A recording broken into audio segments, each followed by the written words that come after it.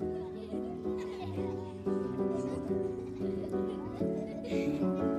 was telling him, I got accepted from a school in the US and then 2 schools in Canada, and he said, of course America. And I'm like, why of course America? He said, look my daughter, like, you know how people will talk like that, look my daughter, even I know the name America. Canada, not that impressive, go to America. I mean, that wasn't the reason, but at the same time I was like, you know, he has a point. Let me go to the US. Let me try.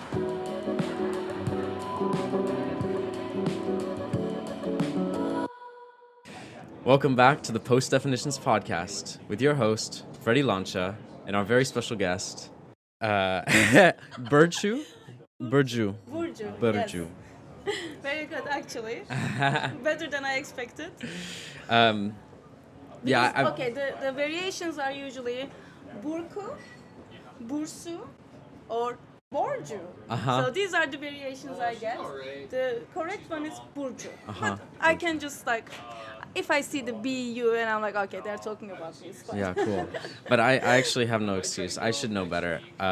I know that the C sounds like a J in Turkish, and I know some people with names like Cansu, for example. Yeah. And I was just explaining this to Julian, but then I was like, oh, is it Costa or Professor Ege? So this is very good. Yeah. Cool. So Burcu is actually mine and my brother's professor, who has been so awesome to let me, how do you say? Audit, exactly. So while I've been home in the U.S., my most exciting time in my week is going to a class on anthropology in the Middle East. Oh my God, I'm gonna cry now. With my brother, and he's here as well. You want to say hi? Hello, I'm Julian. Yes. Hi, Julian.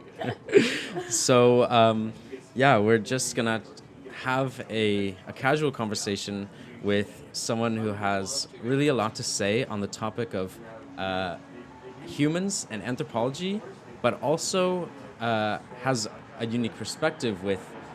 So, by the way, anthropology is. She would explain it better than me. Maybe do you want to explain a little bit about what it is, and then I will link it into like how it's related to this podcast. Sure. I mean, okay. Let's think. It's hard to just like give a definition to anthropology, but it's one of the humanities or social sciences in which a researcher base their data on observations and participating in the lives of others, as well as using like archives, documents, but it does take the everyday life as its focus. And it has different branches, like there is sociocultural anthropology, biological anthropology, that anthropology. Here at UW, the class that I'm giving is more like sociocultural anthropology class. Yeah. Okay, awesome. And so I didn't really know much about anthropology before this class, but I actually started to take it right around the time that I started this, and I was just thinking about humans, and I realized that I was kind of I was identifying a problem that was already identified in anthropology, exactly. Okay, what is the problem? So the problem was that people were trying to understand humans in like general ways by like meeting people in their lives and then making huge generalizations about saying this person is in this bubble and I can define them. That's the Post Definitions podcast. It's like we try to define groups of people, but this is like the world after definitions. Once we leave those definitions, we understand people for who they truly are.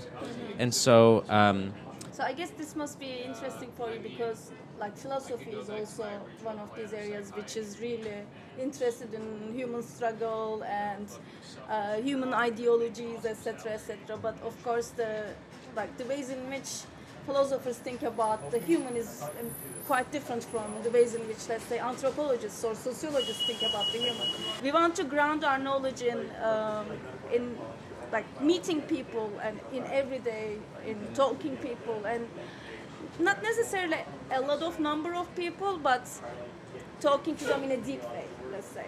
I mean, there is a lot of ways to approach it, right? There are some people who even started to think about the continuity between like animals, nature, people.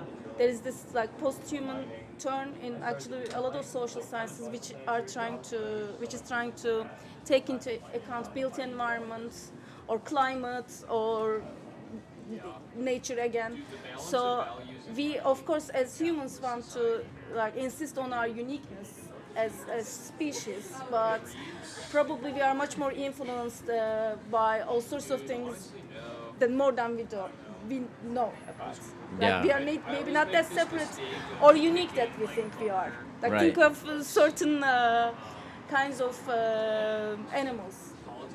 You start to realize like okay, they also have certain kinds of intelligence, and they also have small communities, right? Yeah, that's so interesting.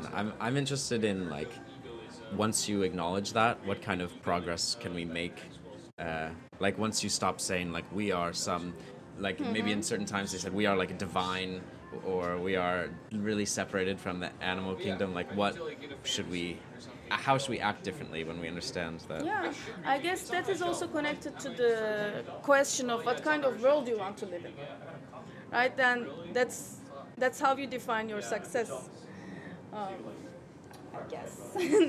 So yeah, we just like started from the middle. Yeah, of yeah. The That's conversation, always but- how it goes. Yeah. So basically, yeah, Burcu is writing a dissertation on a really interesting topic, but actually, I will like put a link to where you can learn more about that, and maybe. If you want, I can like shortly talk about it a little Yeah, bit. sure. Why Yeah. don't you introduce? So my research is an ethnographic research.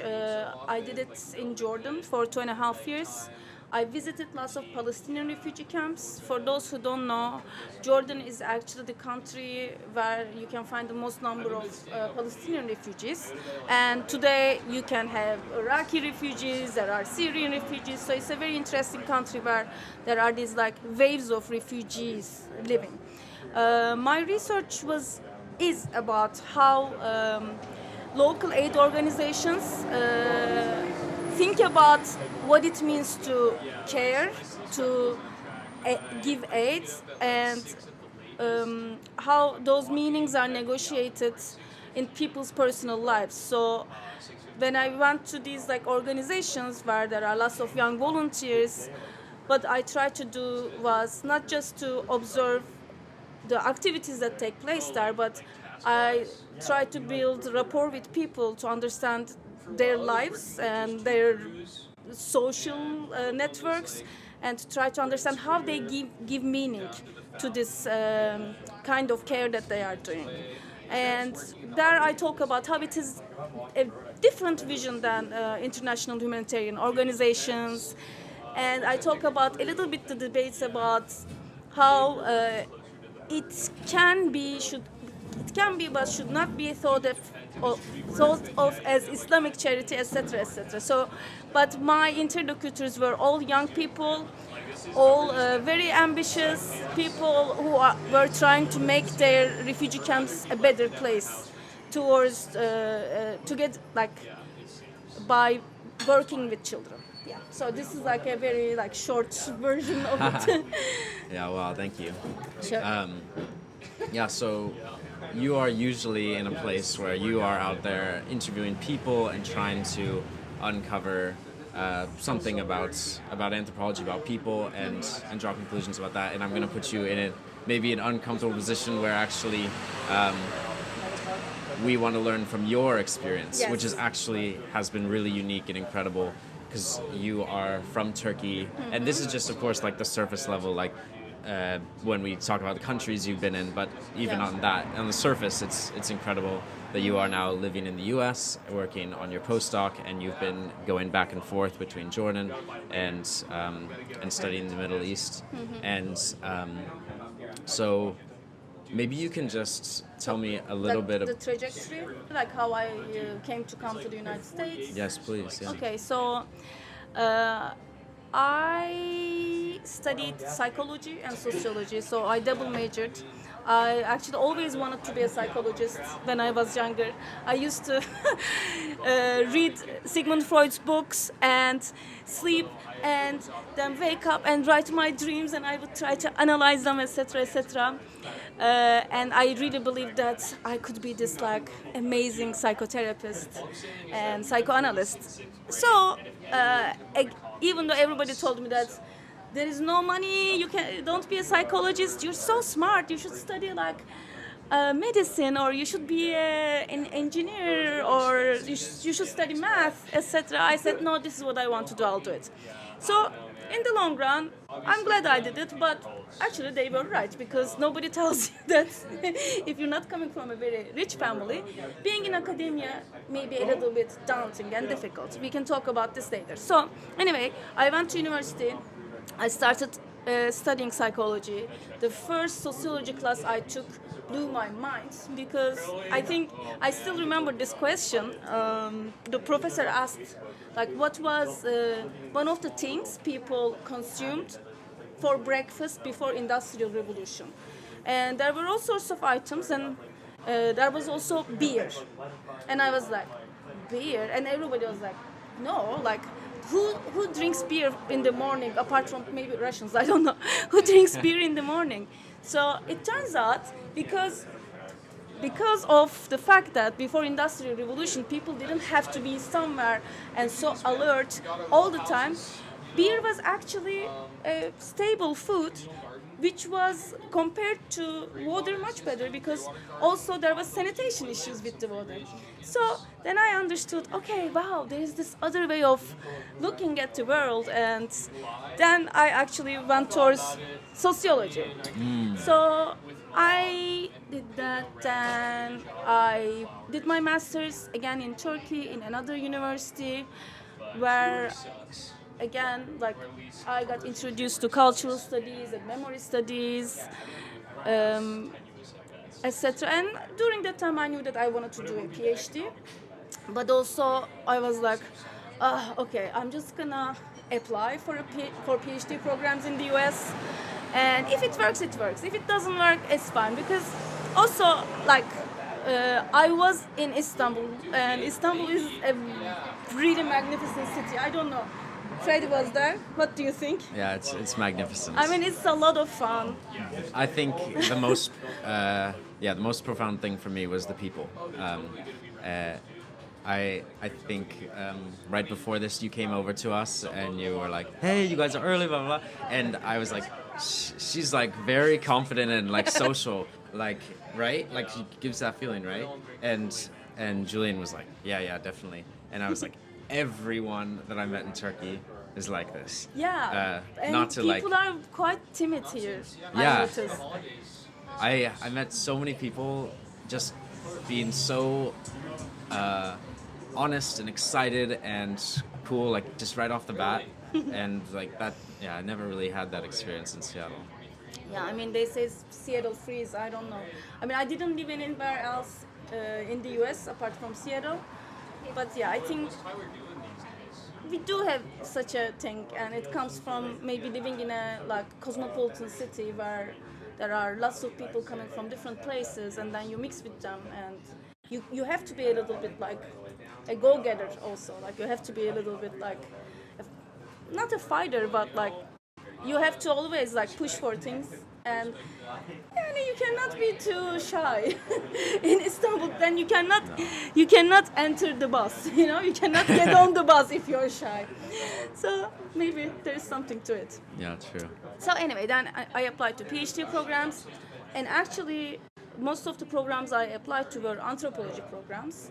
This was the only Middle Eastern Studies program, but I got accepted from here and then 2 other schools in Canada. And I was thinking where to go. And people had all sorts of different opinions. Then there was this guy. This will sound very stupid, but I'm gonna say it. That I was working at an INGO at the time. Like, Turkey was trying to write a new constitution, right? And I was working in this project that was monitoring this process. At the end, the constitution was not rewritten because the people in the parliament couldn't agree with each other, whatever.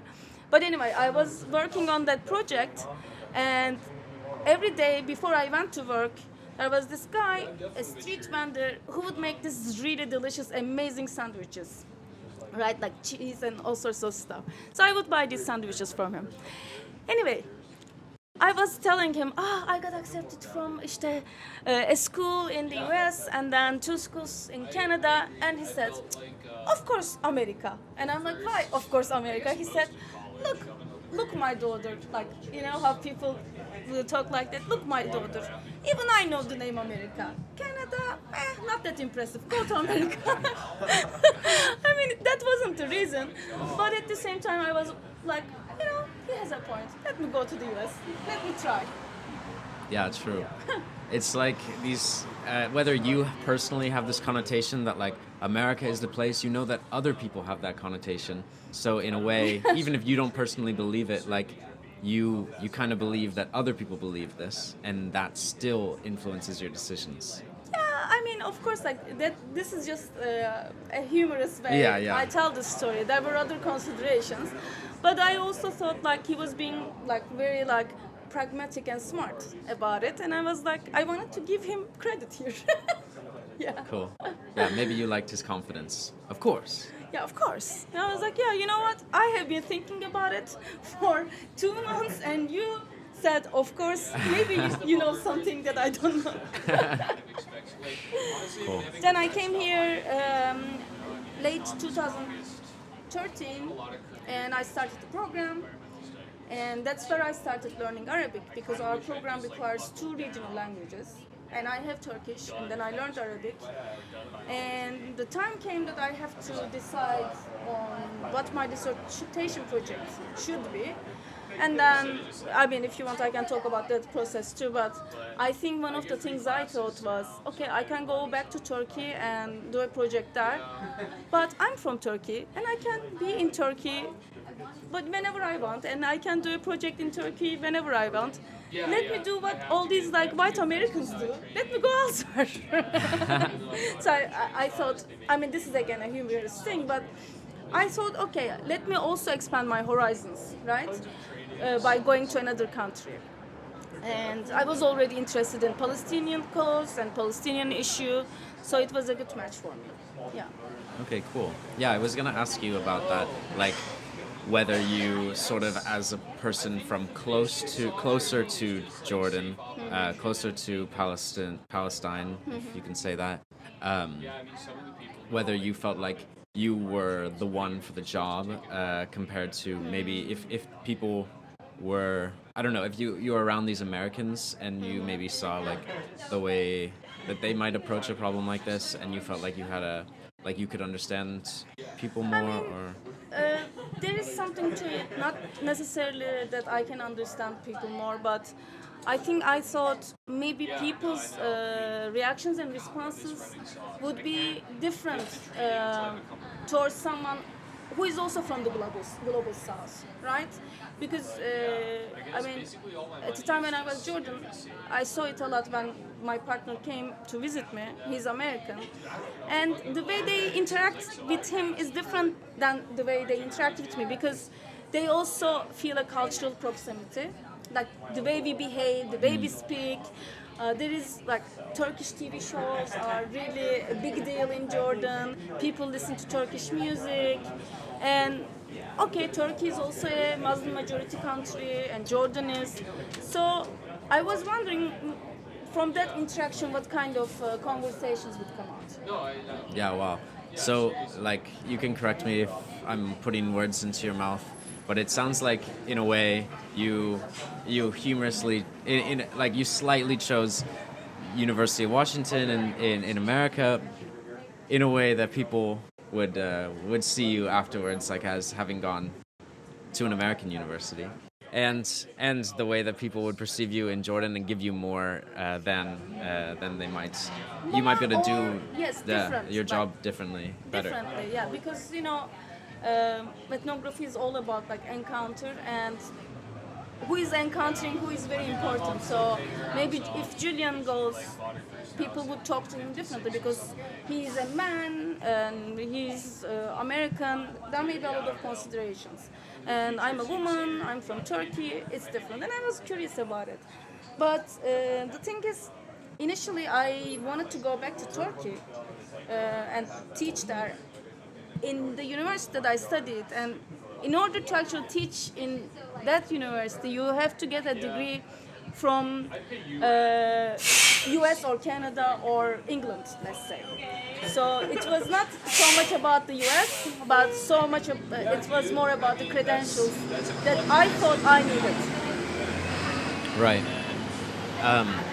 Do you think that like an overlooked part of conducting good research in anthropology could be the profiles of the people doing the research? Like if you wanted to do really unbiased research, you might want to go with a team of like a white man like Julian and a Turkish woman and maybe a woman from the place itself, and so on, and get that sort of like diverse data. Or do you think that I'm looking too much into it? No, that would be an interesting experience, I think, an experiment. So one problem that would be associated with that is that because unfortunately academic careers are so much built on doing research individually that wouldn't be possible. Let's say I would have actually preferred to like design research where maybe we are like 3-4 researchers, not necessarily just because they are from other places, but they are different people, they have different perspectives, right? And we can cover different areas. But unfortunately, when you're doing a PhD, it has to be an individual researcher. So I think there is something to it. For example, I'm thinking if somebody who is really good at visual communication, if they could do more photography and documentary style things, another person who is approachable can do the interviews, another person can do other aspects of research. Right. But unfortunately, academia doesn't let you do it in this stage. Okay. Later, once you are a professor or once you already work, when you get certain grants, you can do this like collaborative research practices, but not at that stage, unfortunately. Okay, that's so interesting. So to be a PhD, to complete a PhD well, you kind of have to be a Renaissance woman, a Renaissance person. Yeah, just by yourself and like exploring and discovering. Yes. Yeah, cool. That's the idea. So, would you mind telling me a little bit about like how you feel like since you've accomplished such a great task on your own, like you've gone out into the world and you finished your PhD because it's a postdoc? No, this is a PhD. I'm still a PhD student. That's Okay. why I wanted to tell you, like, not Professor Ege. It's just like Burcu. No, I'm still a candidate. So once I write this dissertation, then I will have my PhD, but God knows if I can get a postdoc or a position. We'll see. Okay. I'm sorry, I didn't. No, it's okay. For some reason, I understood postdoc, but to me, I mean, it's all extremely impressive and amazing. I mean, the sense of accomplishment. So, of course, you do feel a sense of accomplishment, but I think also because like you always put yourself on very high standards, you're never very like satisfied with the work that you do, and especially if the topic like of your research is about people living, breathing, running, working people, you always feel like there is a bad possibility of like misrepresenting them. Like writing about people writing is very difficult, first of all. Like not everybody is a writer. Definitely I'm not a writer. And then if it is about real people, then you feel this responsibility, and instead of a sense of accomplishment, you feel like a little bit like embarrassed and am I doing justice to the material in front of me and to the lives of those people that I saw? So there is that. But honestly, I am happy that At the end of the day, like after the age 30, I learned Arabic, a language that I didn't know before, and now I do speak it. And to me, like I'm very happy about it. I didn't know I had it in me. I was very nervous that my brain, like my neurons were gonna say, it's over for you. So, yes, like the Arabic part, and then I became friends with people that I didn't even know existed. That part, I feel a sense of like satisfaction because if I couldn't speak this language, I wouldn't have met them. Like I wouldn't have talked to them. So that gives me a lot of pleasure. But academically, I don't feel a sense of accomplishment. But personally, I feel very, very satisfied that I did this kind of research. Definitely, because you get out of your comfort zone, and you basically create a life for yourself in a place that you don't know anyone. You start knowing people, and that's it. It's really nice. Yeah. Wow. So you can. So now you feel like you can do that again. You have empowered yourself. To be honest with you, after learning Arabic, I feel like I can learn everything. Wow. If like I had to learn, I don't know, space science, whatever, I can learn it because I think Arabic was so Damn. hard. That's sick.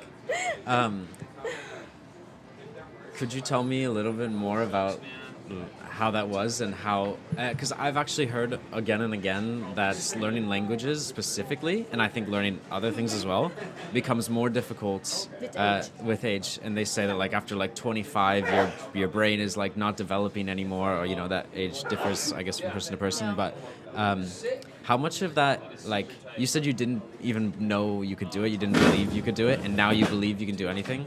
How important is that belief? And do you feel like if you could like never let those ideas sink in, you could continue learning languages Yeah, at definitely. any age? I mean, of course, I mean, you know, probably there is something to age. Like there is something that makes certain things more difficult to acquire. I'm not gonna debate it's not like that. But I think if you really want to, and also if your personality allows you to be ridiculous, like if you're not afraid to make like yourself look really funny, I believe that you can first, okay, there is something scientific I'm gonna say, but this science is just from my head. I don't know whether it's true, but I think if you learn the language before, for example, I had learned German when I was like 12, 13, and then I learned English when I went to college. I think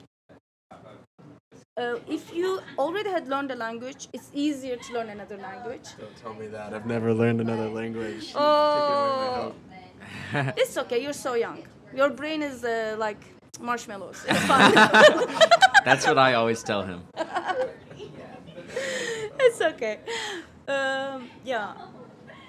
So I think there is something to that, like because I had learned other like English before, let's say, but also because like just like insisting on it, and I used to have this small notebook, and I took classes here, but when I went to Jordan, it was like the spoken language is very different from what they teach here.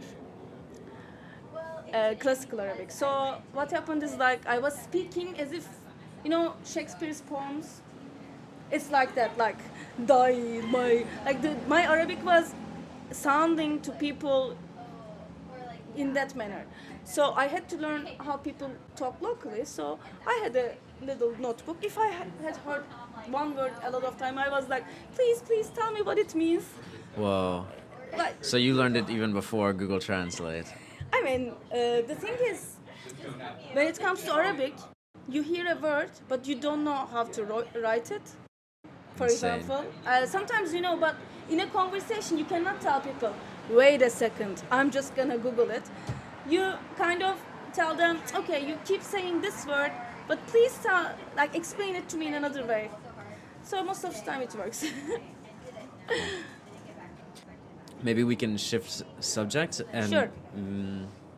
Maybe you have something to say. I mean, I'm sure you do, but it's whether it like comes straight to your mind about like an example of when you had to kind of battle cultural differences, and maybe misunderstandings. First of all, I have never been someone who was very conformative.